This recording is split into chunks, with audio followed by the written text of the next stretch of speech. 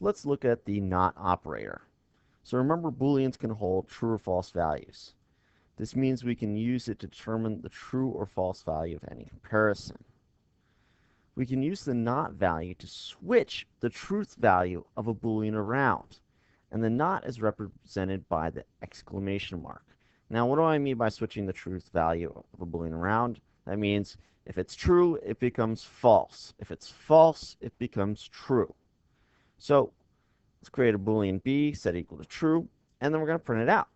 The value of not b is equal to, now notice, look, all I did is I did the exclamation mark b sign. So this is going to print the value of not b is false, because not true is false. We can also use it to change the value of whole conditions. So we're going to create an XYZ, the random numbers. These will be random numbers 0 through 9. Let's print them out just to make sure we know what they are. Now, b is equal to x greater than or equal to y. And then I'm going to print out, well, what is the value of not that? So this is going to print this. It's going to print whether x is less than y, because the opposite of greater than or equal to y is less than.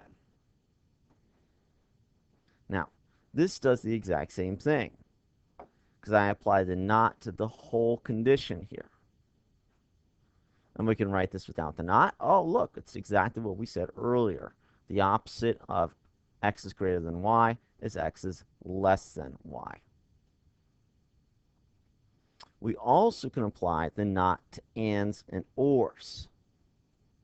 So what happens is the not changes the ands and ors into ors and and.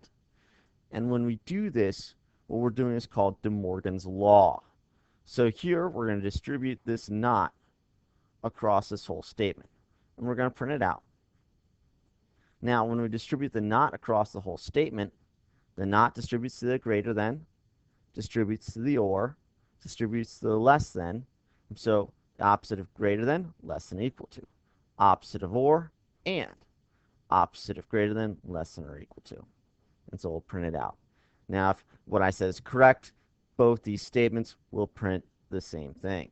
Now let's run it and see if we're right. So the value of not b is false. Remember, it's true. X, y, z. So it's x greater than or equal to y. Remember, this is not. So it's really doing y. X is less than y, which it's not. 7 is not less than 1. And then you can see both these statements print false. So let's run it one more time just to confirm it's doing what you're saying it's doing. Again, you can see that it's working as we say it is.